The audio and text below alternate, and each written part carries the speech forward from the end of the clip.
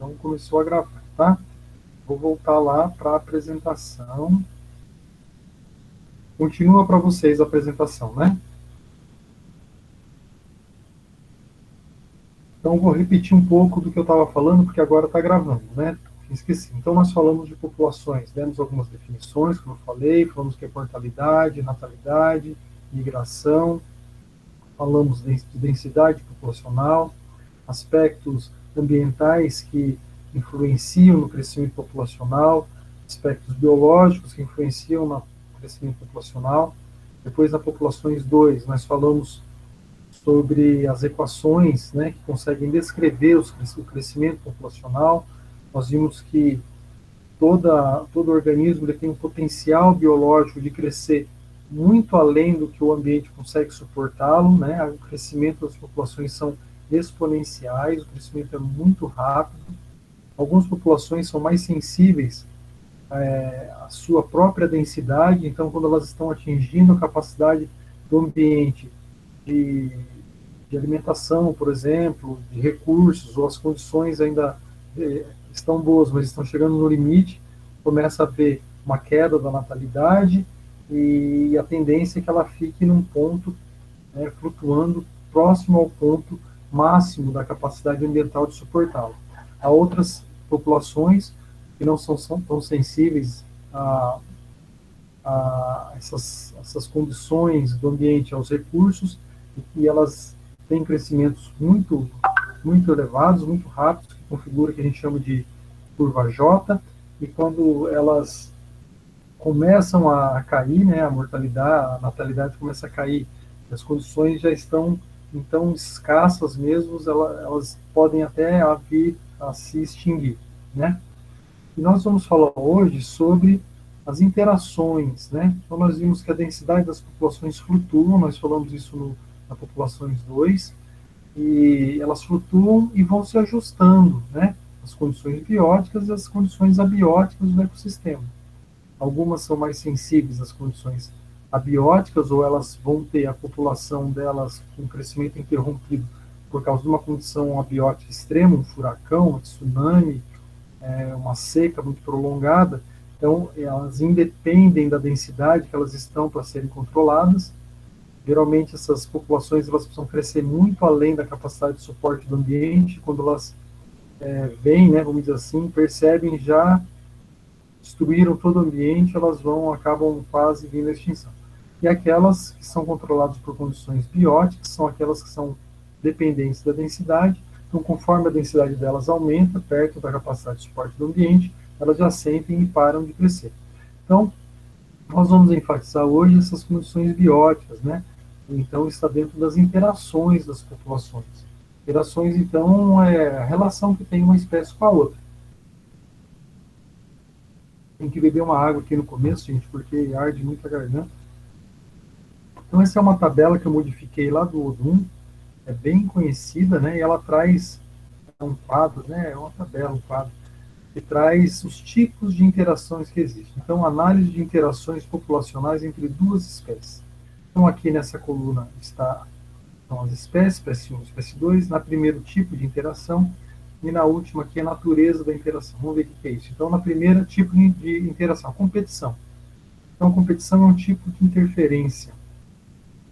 Na verdade, a competição ela é interferência direta e indireta, e eu uni as duas aqui, tá? Então, eu coloquei a competição como sendo uma espécie sofre prejuízo e a outra espécie também sofre prejuízo. Então, o sinal de menos e mais aqui é quem sofre prejuízo ou na natalidade ou aumenta a mortalidade.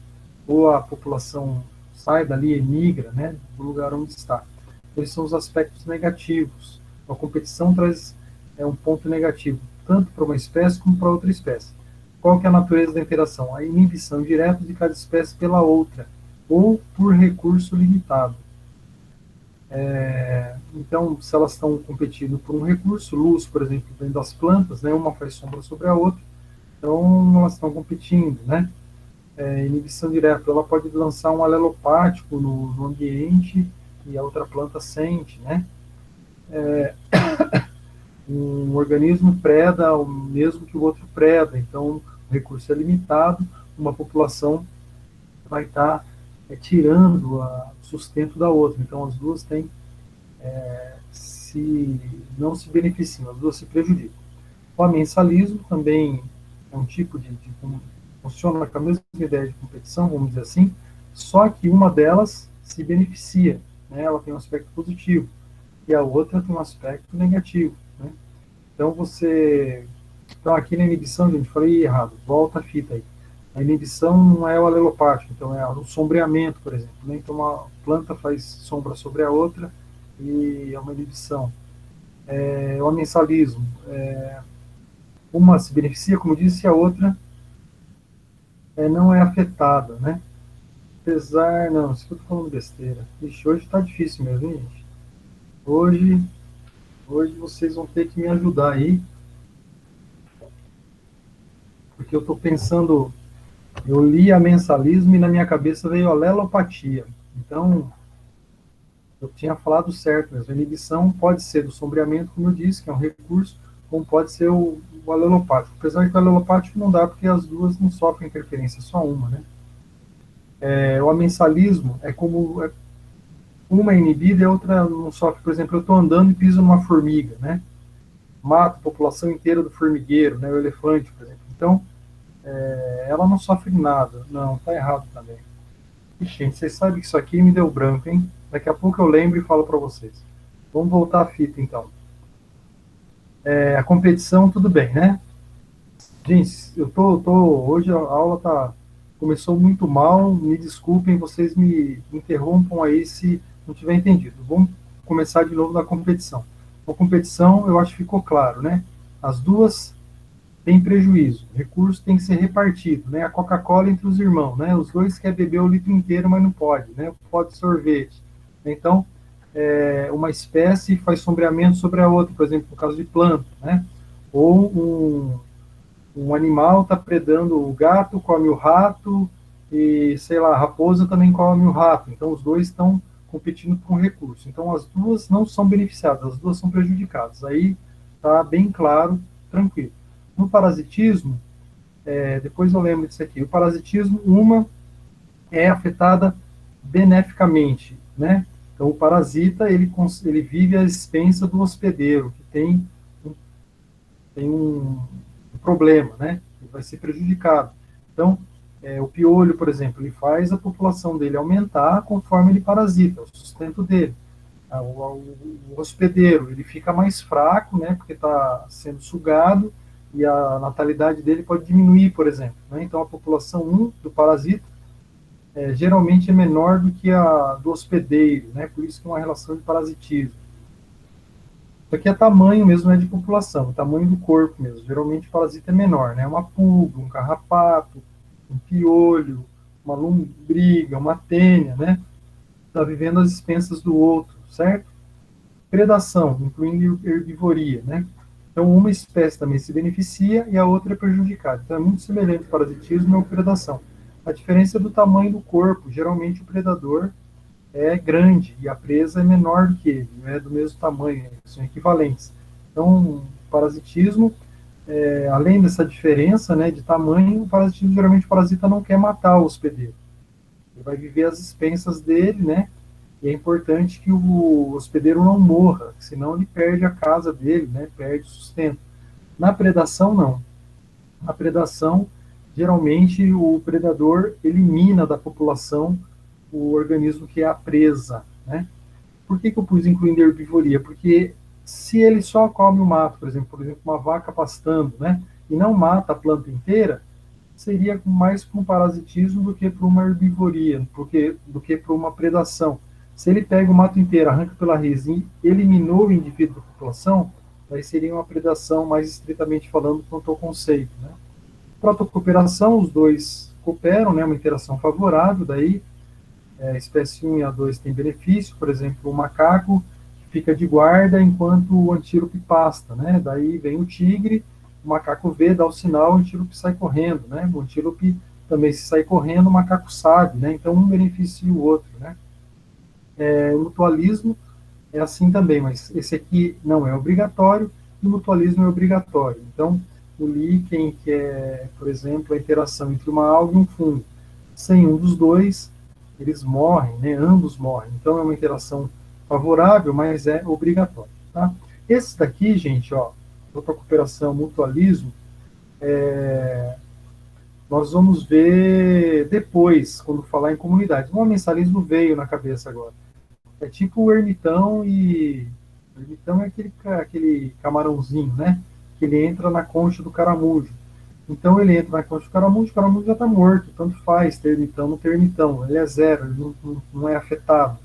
Mas o bichinho, né, o caranguejinho, sim, ele é beneficiado com a concha. Ou aquele fiaster, que é o peixinho que vive lá dentro do pepino do mar. O pepino do mar parece que não sofre nenhum problema, né? Mas o peixinho é beneficiado. Então isso aí é o mensaleiro. Alguns livros de ecologia vão trazer populações, né, interações entre populações, vão falar realmente só de competição, parasitismo e predação, que é o que nós vamos fazer também agora. Quando nós falamos de comunidades, daí nós falamos de todas as outras interações, damos exemplos, tudo mais, tá bom? Então, olha, como as interações influenciam no tamanho das populações. Então, é isso que nós estamos querendo saber. Estamos querendo ver essa parte mais numérica, né, da população. Então, nós vamos falar sobre predação e parasitismo, como sendo quase um sinônimo, e a competição. Então, predadores herbívoros podem limitar a abundância das populações. Isso está lá na página do livro eletrônico, né, da Economia da Natureza, na página 436. Tá bom? Então, acho que melhorou um pouco a aula agora, né? Desculpem, tá, gente? Então, olha, a predação dos herbívoros podem limitar a abundância? Então, isso aqui é uma afirmação, mas eu estou fazendo uma pergunta agora. E essa é a grande pergunta da ecologia, né? Você tem um predador, ele está a predação dele está tendo um efeito sobre o número populacional dos herbívoros? Ele está controlando ou não está controlando? Isso é muito importante, porque a nossa ideia, como nós falamos lá na população 1, é conseguir prever para controlar. Né? Então você quer controlar, por exemplo, uma praga agrícola. Eu posso jogar um veneno, mas o veneno ele tem muitos desdobramentos que causam problemas no ambiente. Por exemplo, pode intensificar a praga depois de um tempo. Por quê? Porque você pode ter matado o predador dele junto, o predador da praga. Então, existe algum predador que seja eficiente para aquela praga? Eu vou ter algum prejuízo econômico? Talvez sim, mas ele é risível, ele é passível, né? Eu posso suportar esse prejuízo, sendo que eu não vou precisar usar um inseticida, não vou matar o resto da biota, né? Então, sim ou não? Então, para isso, nós precisamos conhecer essa parte da ecologia, né? Então, tem gente que trabalha com populações só para prever. Existe um predador que come essa praga, aquela praga, né? Então nós vamos ver alguns exemplos, né? Então a erva de São João, ela foi introduzida lá nos Estados Unidos e virou uma praga, né? E foi colocado para combatê-la, para controlá-la. Então a erva de São João é o Hipericum perforatum, né? Ela foi controlada pelo besouro Crisolina quadrigêmina, certo? Então aqui você tem a abundância da erva de São João, né? Gente, se entrar alguém na reunião, vocês me avisem, tá? Que eu não vejo. Você tem a introdução dele, vejam como a população dele estava crescendo, estava grande, mas nesse período aqui, ó, a população dele já era grande, estava crescendo, né? Então ele já vinha fora do gráfico aqui que não está mostrando. E essa linha vermelha é a abundância do besouro, do crisolina, né, da crisolina. Foi introduzida aqui em 1951, ela cresce exponencialmente, o ambiente está ótimo para ela, tem alimento em abundância, eu como folha de erva de São João, estou feliz da vida. Né? Então, olha, conforme cresce a população do besouro, cai a população da erva de São João. Até que cai tanto alimento que ele sente e cai também a dele drasticamente. Até que fica tão pouco que ela dá uma pequena crescida, mas ele já acompanha já, então provavelmente esses dois ficaram com a população baixa, né? Você já não tinha tanto mais erva de São João. Se eu não me engano, nos Estados Unidos, 99% do que tinha dessa erva, nessa época, foi controlada, apesar que precisou aqui de alguns anos, né? Precisou de 5 anos aí para ser controlado. Tem um outro experimento que foi feito em algumas ilhas das Bahamas, né? Isso também tem lá no Rickliffs, né? Na página 437. Então, eles têm várias ilhas, né? Então, em algumas ilhas que são o controle, né? Você não tem esse lagartinho aqui, ó, com esse papinho vermelho, né? Essa lagartixa. Em outras, você tem, ou foram introduzidas. Então, não, em algumas ilhas você tem a lagartixa, em outras ilhas não tem lagartixa. Então, aqui, ó, ilhas com lagarto e ilhas sem lagarto. O que, que você colocou na ilha com lagarto e na ilha sem lagarto? Essa aranhinha aqui, ó. Então, foi colocado, se eu não me engano, 20 aranhinha, mais 20 aranhinha, né? Nas ilhas que tinha lagarto, as aranhinhas, ó, ficaram quase zero aqui, né? Você praticamente, elas foram todas predadas pela lagartixa. Essa é a primeira hipótese, né? E tem uma evidência forte. Por quê? Porque nas ilhas onde você não tem a lagartixa, olha a população de aranha como subiu, né? Tem 10 vezes mais aqui a aranha, né? Que fala no texto, não dá para ver aqui, porque vai estar em 1,5, por exemplo, né? Como cresceu a população de aranha, né? Provavelmente aqui seja a capacidade de suporte dela, né? Então subiu demais, caiu, talvez caia de novo. Mas enfim, a predação de aranhas por lagarto na Bahamas é uma evidência. Precisaria talvez fazer outros testes, mas a impressão é que ele está controlando a população dela, né? O crescimento. Aqui é um outro exemplo, só que não com predador, é com parasitoide. O parasitoide, ele, ele mata o hospedeiro, mas depois de um tempo. Ele precisa se desenvolver bem antes, né? Por isso que ele é parasitoide. Ele vive um tempo às expensas do hospedeiro e quando ele, às vezes, cresce, né, que ele vai se transformar, no caso aqui é uma vespa, né? Quando ele vai se transformar em vespa, geralmente ele mata o parasita. Então tá aqui, ó, um gráfico mostrando as vespas parasitoides juvenis, né? E aqui é para ser a cochonilha, não. A setinha é a introdução. Eles fizeram o seguinte, isso aqui é assim. Você tinha árvores que tinham cochonilha normalmente. E em outras árvores eles introduziram aqui, ó, introduziram a cochonilha, né? Puseram um monte, né, de cochonilha. E daí colocaram a vespa parasitoide e ela tá faltando um gráfico aqui, tá, gente? Tem que ter posto mais outro gráfico. Mas enfim, aqui é o crescimento da vespa mesmo. E ela manteve a da cochonilha. Preciso pegar outro exemplo. Eu modifiquei aqui, mas tem outros gráficos. Mas vou falar para vocês o que significa, assim, tá? Eles colocaram um monte de cochonilha, né? E a vespa parasitoide foi parasitando todo mundo e crescendo, crescendo, crescendo aqui, ó, até que acabou as cochonilhas para ser parasitada e caiu a população delas também, né? Mas o que aconteceu? Eles colocaram um monte de cochonilha nas árvores, né? Introduziram.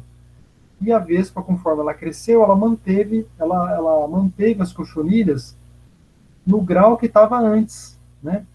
Então, esse exemplo é para dizer que tinha uma infestação gigante de cochonilha, lógico, causada pelo ser humano, mas a vespinha controlou muito bem essa cochonilha, né? Ela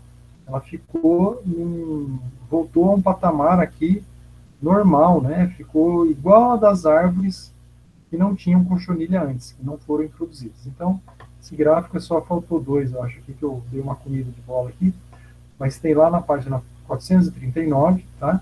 Mas a ideia é essa. Ou seja, o efeito do parasitoide sobre a população de cochonilha pinta vermelha.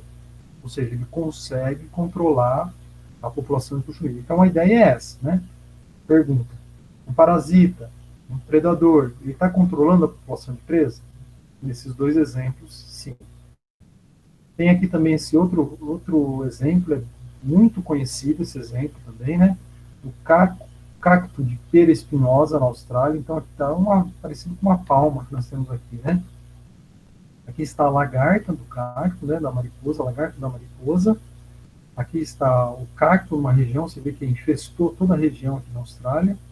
E aqui na C é o mesmo local que está em B, 3 anos depois da introdução da mariposa. Eu percebo que sobrou aqui, ó, um pequenininho aqui, outro ali, Então, os textos dizem que ele não matou completamente, não erradicou, não extinguiu o cacto, mas ele ficou uma população muito pequena e restrita a alguns poucos ambientes, né? Então percebam, né, que um herbívoro, né, um predador, controlando a praga que é o cacto de pera espinhosa na Austrália. Aqui tem um outro exemplo, né, do ácaro do ciclame em plantações de morango. Então ele foi testado com um predador, que é um outro ácaro que chama-se Tiflodromus. Então aqui tem a imagenzinha do Tiflodromus, que é o predador, e aqui um gráfico mostrando, né, o ácaro do ciclame estava com a população lá em cima, né, quando foi introduzido o Tiflodromus, ele começa a crescer, né, a população do predador, conforme começa a crescer a população do predador, é lógico que começa a cair a população de presa, cai tanto que a do predador também acaba caindo, né? Daí dá uma aliviada, ela cresce de novo, né? Daí cresce um pouquinho de novo, ela já cresce também em cima. Então, ela mantém, né, a população do ácaro do ciclame baixa, né? E ela também não fica lá essas coisas, mas enfim, o que importa é você controlar a praga do morango, né? Daí você tem um outro experimento, que está mostrado aqui nesse outro gráfico, onde você, nessas letras P com a setinha, você coloca inseticida. Quando você coloca inseticida, você mata o predador e olha como irrompe, que nem a população da presa estava aqui, ó. Sem o predador, foi morto por inseticida, cresce um monte a população. Daí o predador se recupera, né, começa a predar ele de novo, ele começa a cair. Coloca inseticida de novo, ele sobe de novo, né, e assim por diante. Então, a aplicação de Paration reduziram as populações do ácaro predador, possibilitando que a população de presas crescesse rapidamente para altos níveis. Então, o predador pode controlar a população da presa, ou o parasita pode controlar a população do hospedeiro? Em algumas situações, sim. Então, isso vai depender da taxa de crescimento do predador, da eficiência que ele tem de predar, do ambiente onde ele está, da estrutura do ambiente e de vários outros fatores, tá bom? Vamos falar um pouquinho disso aqui agora. Ó. Então você tem um experimento que foi feito por esse Huffaker aqui, Huffaker, sei lá, não sei falar o nome dele direito, mas ele fez um experimento onde ele usou também esse Trifodromus occidentalis, né, que é o ácaro predador, e testou sobre o ácaro presa, o Tetranicus,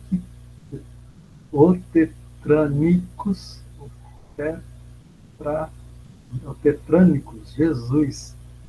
Deve ser outro tetrânicos, que ele tem 8 bolinhas, né? Sex maculatus, tem 6 manchinhas. Isso aqui está muito feio essa imagem.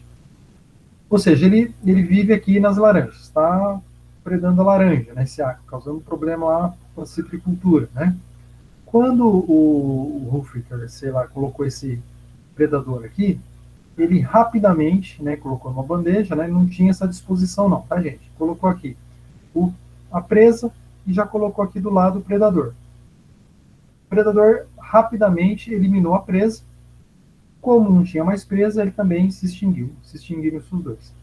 Daí ele falou, olha, eu vou tentar fazer com que eles convivam no ambiente, né? Então o que ele fez? Ele pôs várias laranjas e outras esferas, né, para simular outras laranjas, mas que era só para deixar o ambiente complexo, né, heterogêneo. Esse bichinho aqui da presa, ele também se movimentava por fio de seda. Ele lançava no ar e ia voando. Então ele colocou uns palitinhos para ele subir, jogar o fio de seda e passar por outros lugares. Esse aqui só ia andando. Em alguns lugares foi colocado vaselina também, para ele não atravessar rapidamente. Então, esse pesquisador, ele causou problema, ele deu uma desvantagem para o predador se movimentar e vantagens para a presa se movimentar. Então, nesse ambiente de laboratório, ele conseguiu, por várias e várias gerações, manter o sistema, onde o predador e a presa conseguiram conviver, né, conviver nesse sistema. Então, o que acontecia? O predador seguia a presa e eliminava ela. Ele fugia, né? Daí ele ia lá, né, buscar o outro. Até ele encontrar a presa, ele já tinha conseguido se multiplicar. Na hora que ele chegava aqui, comia todos eles, ele já tinha saído daqui e já tinha ido para outro lugar. Então ele conseguiu manter um ciclo por várias gerações, assim, como você tinha presa e predador. Então, para demonstrar, né, que a heterogeneidade do ambiente, né, quando você tem barreiras, você consegue ter isso aí. Tem outro experimento também de bichinhos de farinha, né, e as duas populações eram eliminadas contaminantes. Isso é competição, né, mas eu vou dar uma adiantada. Né? Quando você tinha um refúgio para outra espécie, daí você conseguia que ele se mantesse. Tem um experimento também feito com paramécio e didimo, dois protozoários. Então você colocava a população do paramécio, ela crescia bonito. Colocava o didimo vinha e comia todos os paramécios. E depois se extinguia por falta de alimento. Quando você colocava pequenos túbulozinhos, né, no ambiente, o paramécio conseguia se esconder. Era mais difícil do didimo comê-lo, né, e você conseguia manter por várias gerações essas populações juntas. Né. Então aqui está o ciclo dos predadores e presas em ácaros de laboratório, né, onde ele conseguiu manter, né, ó, sobe a população de presa, sobe a do predador, cai a de predador, a presa consegue retomar o crescimento. Conforme ela retoma o crescimento, o predador sobe também e fica nesse ciclo, né? Eles vão ficar oscilando semelhante à oscilação que você tinha na curva logística. Né? Então, o predador pode excluir a presa da população? Pode excluir, né? E pode vir a se extinguir em ambientes muito simplificados, super simplificados. No ambiente natural, você tem outras forças equilibrando isso. Você poderia ter, por exemplo, um predador do predador, você poderia ter um parasita do predador, você poderia ter uma condição que não era estável, como no laboratório, né, onde você tinha o clima favorecendo, às vezes, a presa, né? Você tem uma heterogeneidade de ambiente, onde você pode ter extinguido a presa num lugar e depois ela está em outro lugar, ela volta e coloniza aqui. Então, isso aqui funciona como que a gente chama de metapopulações, que nós vamos ver mais para frente. Gente, vocês não entenderem, não ficar uma coisa clara, se eu estiver falando muito rápido, vocês têm que me interromper, tá? Por favor. Sem vergonha. Então, gente, descrevendo essa relação que você tem aqui, ó, de presa e predador, você teve dois pesquisadores, né, muito conhecidos, que é o Lotka e o Volterra. Eles fizeram essa equação aqui, ó, consegue descrever matematicamente o comportamento dessas populações, fizeram mais ou menos juntos, né? Tanto que a equação é chamada de equação ou modelo de Lotka-Volterra. Aqui está faltando um hífenzinho, tá? Então, deixa eu já arrumar aqui. Vou colocar uma barra aqui. Né?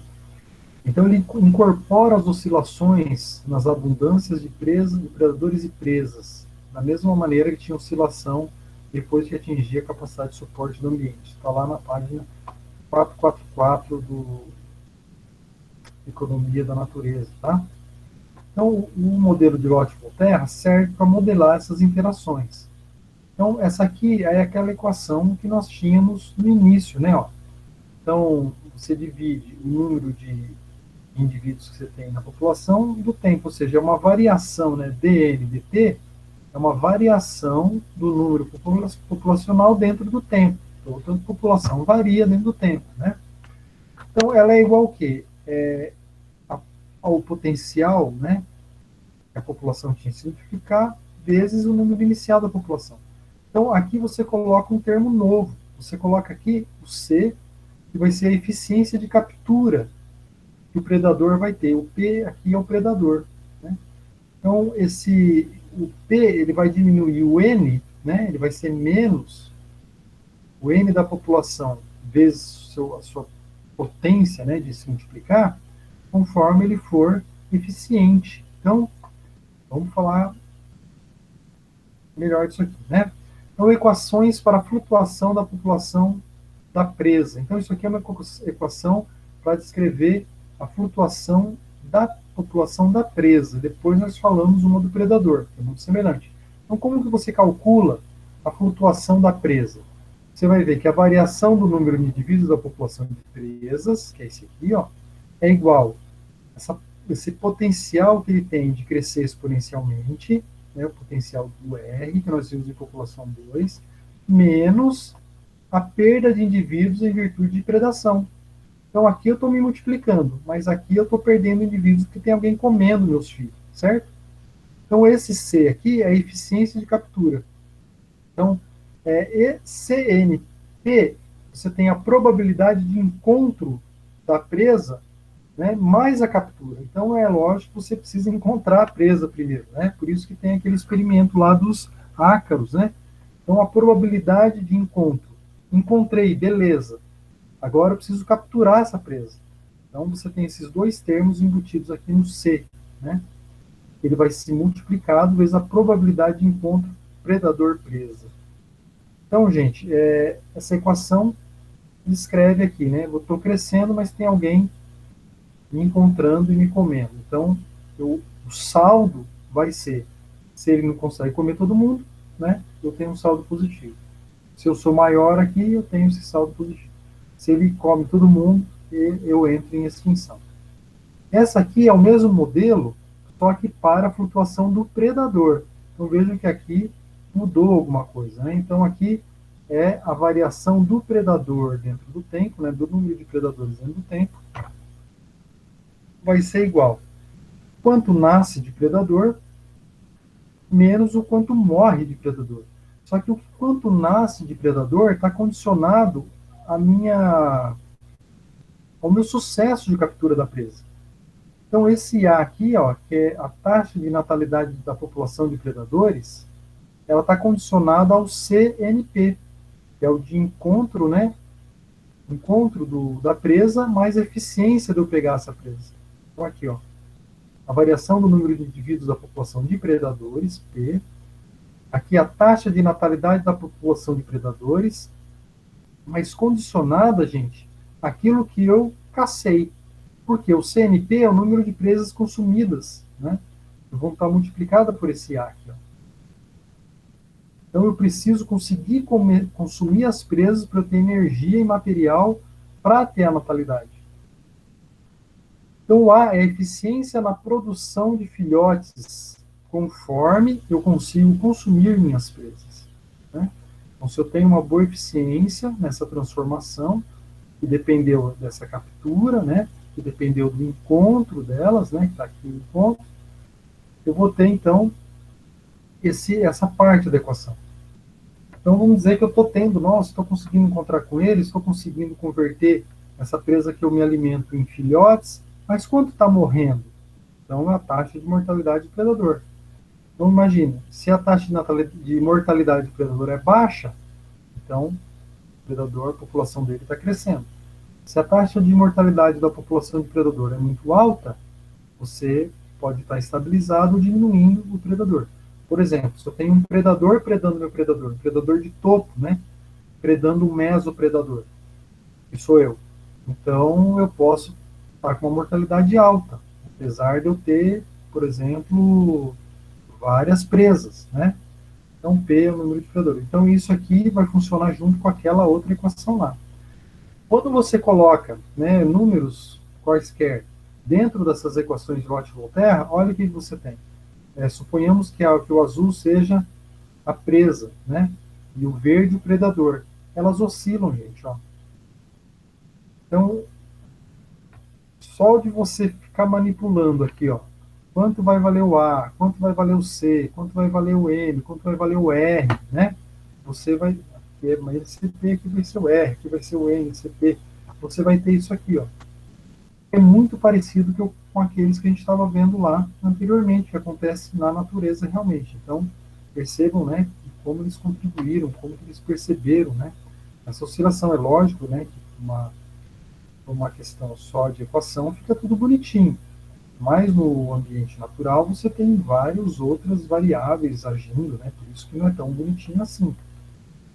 Então aqui, olha, você tem a flutuação cíclica nas populações de lebre da neve e de linces.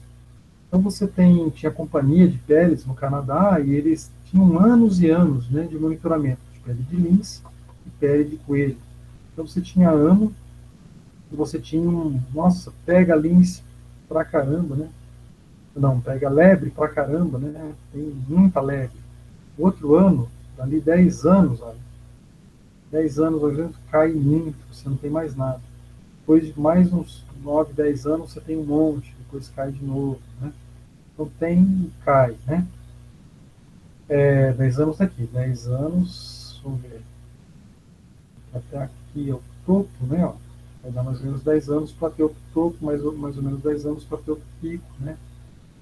O de lince, mesma coisa, ele funciona assim, né? Ou seja, eles estão funcionando dessa maneira aqui, ó, certo? Então, o que significa aquela equação, né? Trabalhar ela um pouco mais, né? Populações de presas, se elas estiverem estáveis, né? A população não está crescendo nem diminuindo, ela está estável, então ela está sem variação. Então o N dela lá é zero, né? dN, dt é zero, está estável. Então, se ela está zero aqui, isso aqui é o resto da equação. Eu posso transformar essa equação em chamada matemática, puxa, Cn vem para cá, fica positivo, vai para lá multiplicando, não sei fazer isso aí direito, tá? Só sei que o final, gente, é isso aqui, ó. O predador vai ser, né, a população dele vai ser igual ao potencial que eles têm, que a presa tem de se multiplicar, dividido pela eficiência que ele tem. A grosso modo, né, super simplificando, é isso. Quanto que eu consigo me multiplicar? Quanto que eu consigo me alimentar deles e controlá-los, né? Então, a população de presa crescendo é porque você vai ter o potencial biótico maior do que a eficiência que ele tem de predar. Então, a população de predador vai ser menor do que R dividido por C. A população de presa está diminuindo, né? Lembra que isso aqui é a população da presa, né? Quando eu tenho um R que é menor do que a eficiência do predador. Então, eu tenho um potencial, mas não tão grande quanto da predação, né, do meu predador. Então, aqui é aquele caso do ácaro lá, né? O predador tem uma capacidade, uma eficiência de encontrar e ter sucesso na predação maior do que o potencial biológico da presa. Então, a população do predador está grande, está maior do que R dividido por C. Agora, a população do predador, quando que ela é estável? Quando não tem variação, né? Ou seja, ele é zero.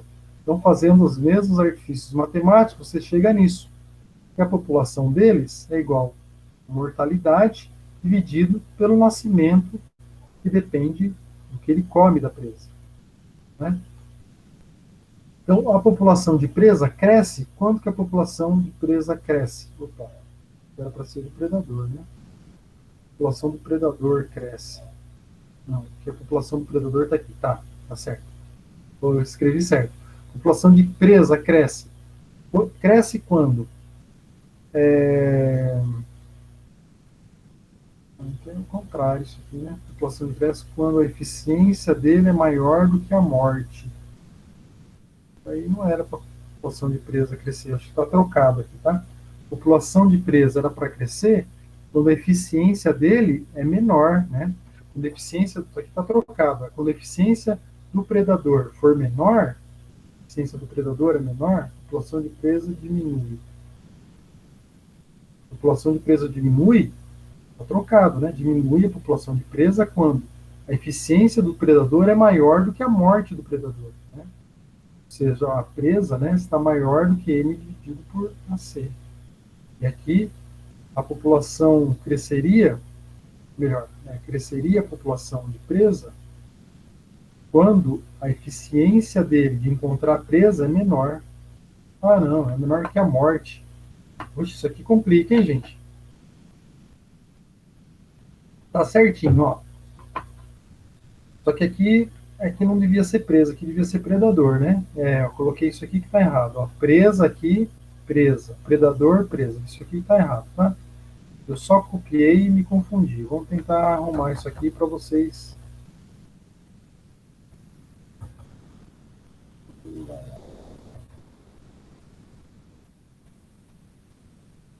que acontece? O professor copia o quadro em cima para ficar na mesma configuração, E esquece de trocar os nomes aqui, gente. Daí ele se confunde na hora de explicar, né? Totalmente irregular. Vamos lá. Agora sim está certo, né? Então, agora sim, ó, a população de predador cresce. Quando que a população de predador cresce? A população de predador cresce quando a eficiência, quando ele tem um bom encontro, né, a probabilidade de encontro com a presa é grande, vezes a eficiência dele de capturar a presa, vezes a natalidade, né, advinda dessa relação. Então, ela é maior do que a morte do predador. Daí o predador cresce. Quando a população do predador diminui? Quando a eficiência, o encontro, a natalidade dada pelo encontro e eficiência de predação é menor do que a mortalidade. Se a mortalidade é grande, a população de predador diminui.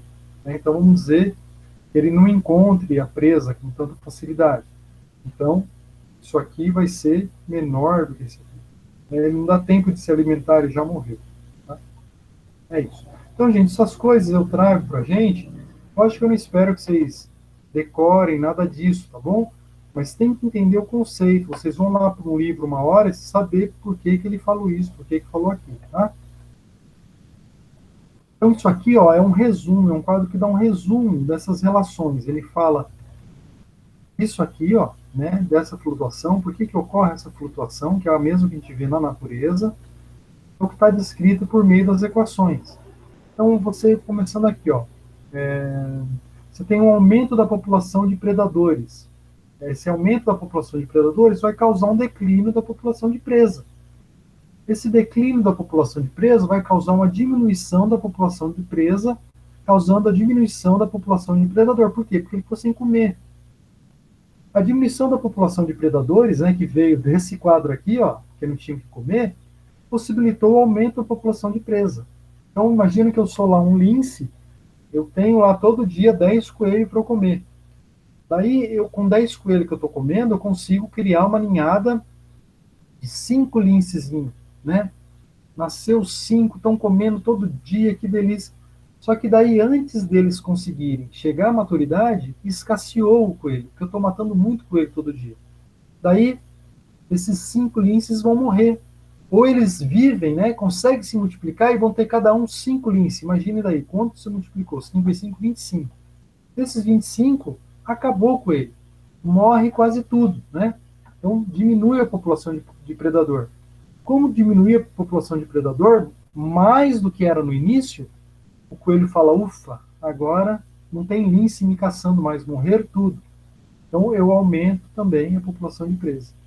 Daí eu cresço, cresço, cresço.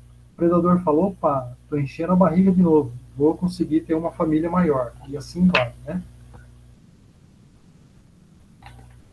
Então isso ocasiona essa flutuação, né? Presa grande, opa, quanta comida, estou crescendo, estou crescendo. Você está crescendo, filho, mas ó, quando você está aqui crescendo, eu já estou diminuindo. Não estou conseguindo sobreviver, tem muito bicho me predando. Então, mas eu estou lá, eu consegui continuar me multiplicando. Só que aqui, ó, já está caindo, né? Olha quanto eu faço cair rápido aqui, ó. Só que aqui eu já estou sentindo também, ó, né? Aqui o predador já está sentindo fome, né? Continua caindo, ele cai junto, né? Só que aqui, né, ele já sentiu e tem menos bicho comendo ele, já começa a subir de novo, assim sucessivamente. É isso aqui, né? Aqui, ó, aumento da população de presa, aumento da população de predador, diminuição da população de presa, diminuição da população de predador.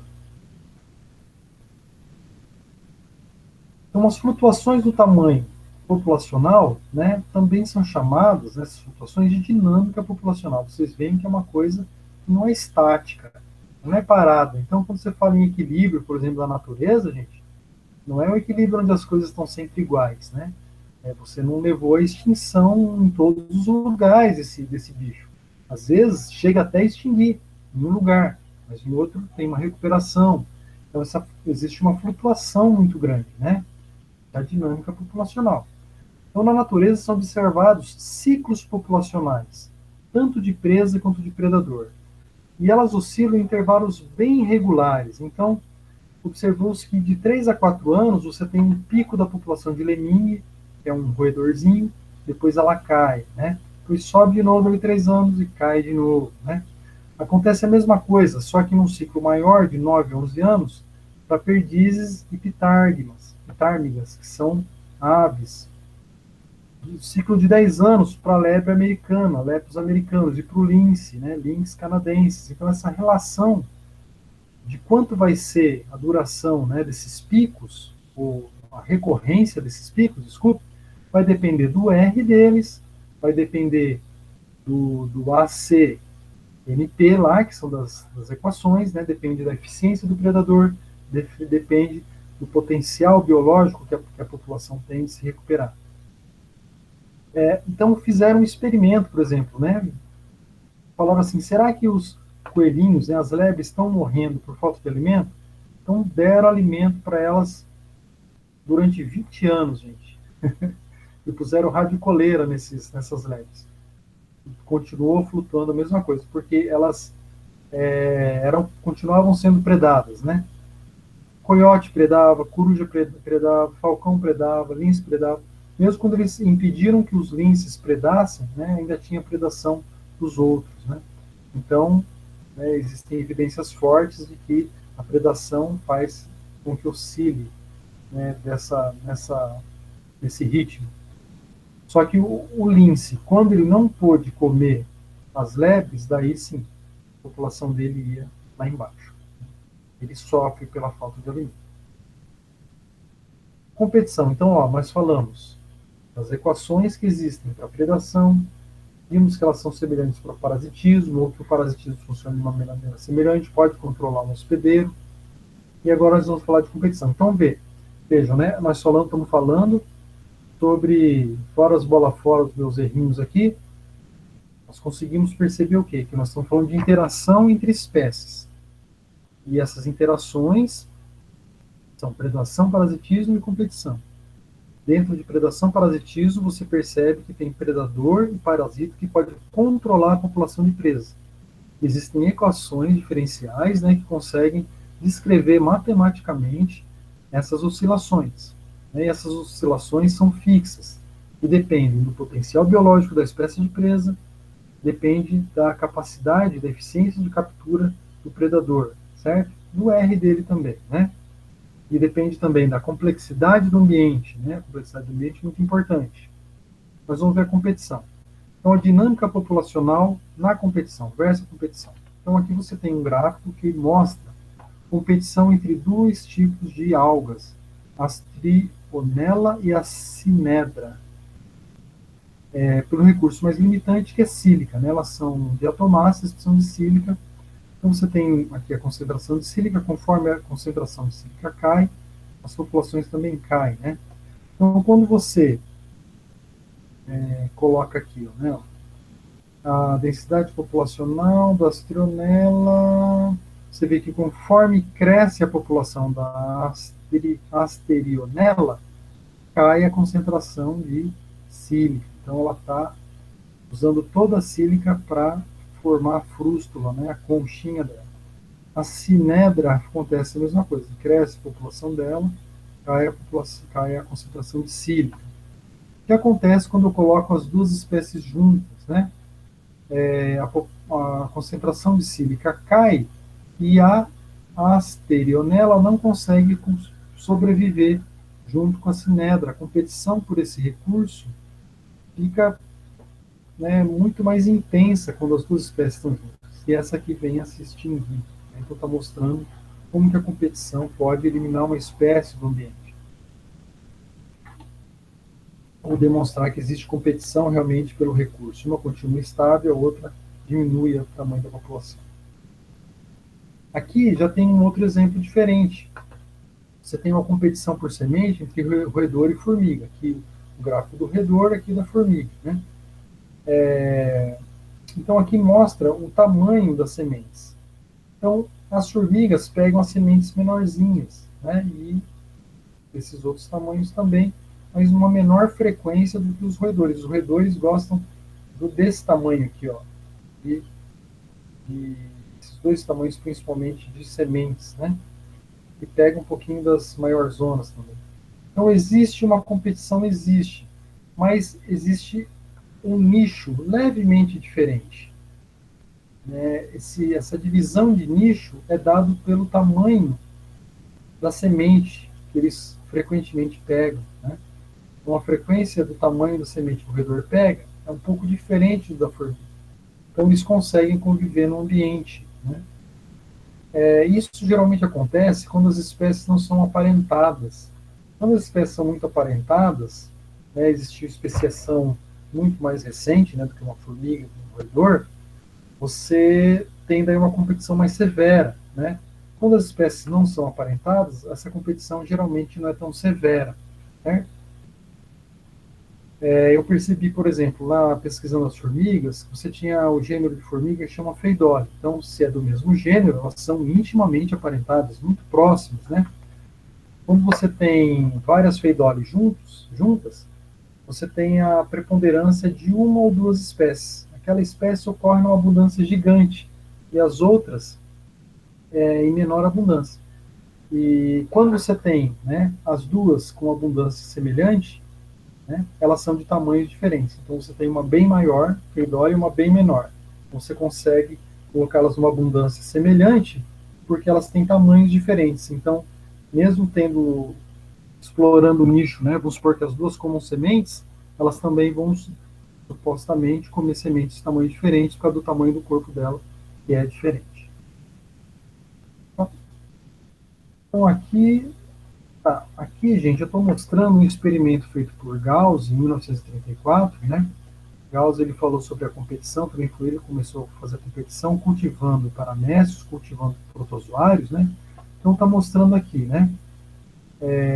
Quando os dois protozoários, o Paramécio aurelia e o Paramécio caudatum, né, são criados separadamente, né, os dois estão no ambiente bonitinho. Então veja aqui, apesar de estar mostrando aqui, o gráfico está mostrando as duas espécies como se elas estivessem juntas, essa situação aqui é da criação delas separadamente. Né? Está num vidrinho lá de cultura, essa espécie, essa outra espécie, no outro vidrinho de cultura. Né? Então, olha como elas ficam bonitinhas, crescem de maneira semelhante. Quando elas são colocadas juntas, o P. caudatum desaparece da cultura e o P. aurelia continua prosperando, certo? Então, o Gauss foi o primeiro a falar sobre isso, né? E essa aqui é a equação diferencial que a gente viu lá na logística, né? Ó, lembra da capacidade de suporte, né? Então, o que eles pensaram, né? Vamos transformar essa capacidade de suporte na competição de duas espécies e fizeram novas equações. Então, isso aqui serve para competição intraespecífica. Por que intraespecífica? Porque o K é a capacidade de suporte, eu estou crescendo, minha família está crescendo, eu vou começar a competir por recurso dentro até a capacidade de suporte com os meus semelhantes. Então, é dentro da própria espécie, é intraespecífico. Essas outras equações que foram feitas a partir dessa, olha só, os termos muito semelhantes, né? Porque aqui é a população 1, né? A população 1 mais a população 2, né? Então, esse K vai ter que sustentar a população 1 e a população 2. E o alfa e o beta aqui são os coeficientes de competição. Isso aqui eu sou um bom competidor, eu sou um mau competidor, então isso aqui é um índice, né? Vamos supor que esse daqui seja 1 e esse aqui seja 0,5, né? A metade desse. Então, é claro que esse aqui vai ter mais vantagem do que esse, né? Então, essas duas equações vão servir juntas, né, para descrever a competição entre duas espécies. Eu não vou entrar nos méritos das equações, mas o que acontece é que vai depender do ambiente, da relação das duas, para conseguir coexistir ou não coexistir. E essas equações descrevem, né, matematicamente o comportamento delas. Então, aqui está o Gauss, né, a imagem dele, aqui, a foto do Gauss, está mostrando, né, os exemplos aqui dos paramécios, né? Aqui, na verdade, é com o Didino, né? Com aquela experiência que eu falei para vocês, presa predador, né? Não é de competição. mas foi ele também que falou da competição, né? Então, ele falou sobre exclusão competitiva de Gauss. Ó, gente, isso aqui nem olhei direito, achei que era dos dois paramécios competindo, mas é da presa predador, tá? Eu vou mudar de lugar depois. Mas existe na literatura gráficozinhos iguais a esse aqui, também é dele, tá? Então, ou seja, os dois criados separadamente, os dois criados juntos. Certo? Então, o que, que ele falou? O Gauss falou sobre a exclusão competitiva. O que, que é isso, né? Ele falou que duas espécies competidoras com nichos idênticos, ou seja, aparentadas, por exemplo, né? Isso é uma maneira, uma das maneiras delas terem nichos idênticos, elas serem aparentadas. Não podem coexistir em um ambiente estável. Então, um ambiente instável até é possível, porque mudam as condições, mas no estável não, né? Então, a escassez de recursos leva uma das espécies à extinção, que é o que aconteceu aqui, né? O que aconteceu aqui, certo? A competição por recursos leva uma das espécies à extinção. Ou o que pode acontecer também? Uma das espécies pode ser expulsa daquele hábitat. Ela acaba migrando para outro território, em busca de recursos que garantam sua sobrevivência.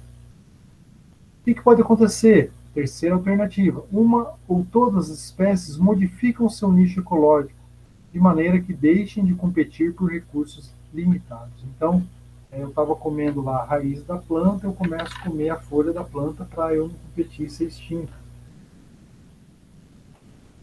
Porque o outro competidor é mais eficiente do que eu, certo? Então, mas de qualquer jeito, isso aqui é um enunciado, gente, da exclusão competitiva de Gauss, é importante que vocês saibam, né? Então, duas espécies competidoras, elas são fortemente competidoras, tá? Vamos supor que o recurso alimentar dela seja único, né? Seja só aquele, não tenha como mudar. Então, se elas têm esses nichos idênticos, não coexistem em um ambiente que é estável, né? Não muda facilmente.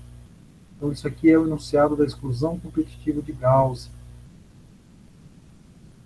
Então, o resultado da competição, gente, na verdade, ele pode ser alterado por condições abióticas, perturbações e interações com outras espécies. Então, vou mostrar aqui o final, essa é a última parte da aula. Está lá na página 510, é o enunciado igual está lá, né, no Economia da Natureza. E aqui vai mostrar uma coisa um pouco mais real, como realmente acontece na natureza, né, dependendo da espécie, dependendo da população. Então, condições abióticas funcionando juntos com perturbações, funcionando junto com interações com outras espécies. Então, isso aqui é um exemplo que você tem lá no Odum, né, que é a ecologia da irrupção, né, o crescimento rápido, né, populacional de um psilídeo, de um inseto, que se alimenta de árvores de eucalipto na Austrália. Então, aqui você tem um nível, né, nível 2 e nível 1 da população. Nós vamos ver quando você está no nível 1, a população é controlada, olha só, ela se mantém flutuando. Quando ela sai do nível 1, ela perde totalmente o controle e forma a curva do tipo J e cai. Ela pode voltar a flutuar ou ela pode voltar a crescer acima do nível 1. Como que isso acontece, né? A estabilidade abaixo do nível de saturação, né? Então, existe essa estabilidade, como nós já falamos, está aqui nesse tempo 1. Então, essa população, o que acontece nela para que ela esteja estável nesse nível 1? Existe uma regulação. Quem é que regula essa população? São condições meteorológicas, é o parasitismo e a predação das ninfas desse psilídeo. Então, existem organismos que parasitam, existem outros organismos que predam. E existe ainda a predação de aves sobre os adultos. Então, tem a predação e o parasitismo dos jovens e a predação sobre os adultos. Então, essas três condições juntas é que permitem, que regulam a população para que ela fique flutuando dentro desse nível 1, no tempo 1 representado aqui.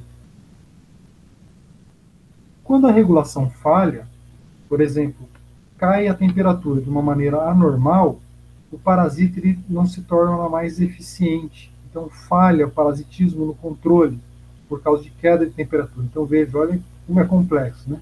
Você está tendo um fenômeno meteorológico que está agindo sobre o parasita e vai falhar no controle sobre o psilídeo. Então, foge do controle. Por causa disso, ocorre um crescimento exponencial aqui, ó, no tempo 2. Já começou a crescer exponencialmente aqui. Ó. E a população passa do nível 1 e atinge o 2, né? Atinge o nível 2. Então, o parasitismo se torna ineficaz e, por causa dessa queda da temperatura também, não só ele não atinge o psilídeo, como aumenta o hiperparasitismo. O que é o hiperparasitismo? É o parasita do parasita.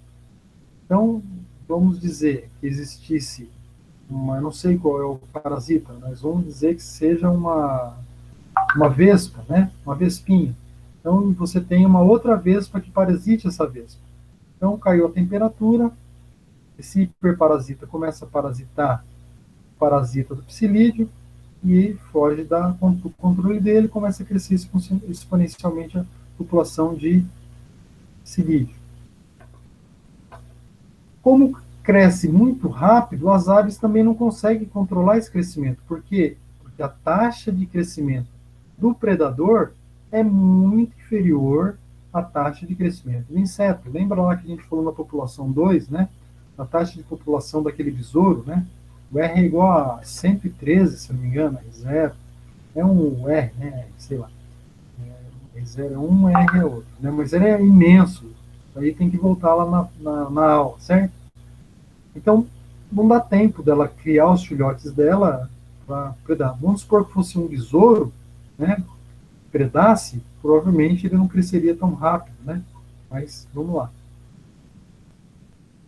Então elas permanecem no nível 2, né? Vai permanecer aqui, ó, esse tempo aqui, ó, de permanecer no nível 2, vai ocorrer até que se esgote o alimento, acabou a folha de eucalipto, desfolhou tudo, não tem mais o que comer, né? A planta quase que morreu, então vai ter que cair drasticamente. O que? Se esgotem os locais de ovoposição, não tem mais lugar de botar ovo, apesar de ainda ter folha para eu chupar, né? E daí ela entra em colapso, né? Porque também vai aumentar a predação de ave, daí entra a formiga também, existe o desfolhamento das árvores, e ela passa aqui para o nível 4. Ó. Acabou o alimento, as aves estão predando mais, então são as condições. Começou a formiga também a predar. Daí no tempo 4, nesse tempo, tem duas alternativas. Ou ela cai de novo abaixo desse nível e continua flutuando, e vai ser controlada, ou pode ocorrer uma nova erupção. Vamos dizer que ela não foi a folha totalmente de alimento, né, que foi perdida. Vamos dizer que houve um parasitismo mais intenso, né, o hiperparasita foi vencido, a ave começou a predar mais, a formiga começou a predar, né, só que ainda tinha alimento e ela volta a crescer por algum outro motivo, né, tem uma nova erupção. Então, isso aqui acho que é o modelo mais complexo que a gente tem, né, mostrando como que você tem tanto o ambiente, né, vou colocar aqui,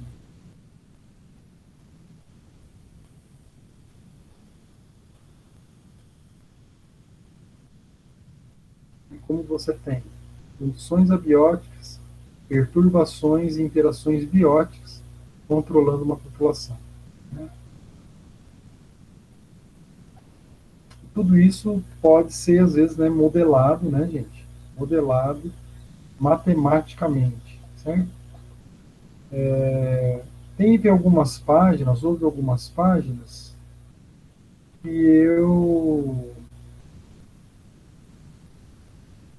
eu não pus para vocês na leitura anterior, tá?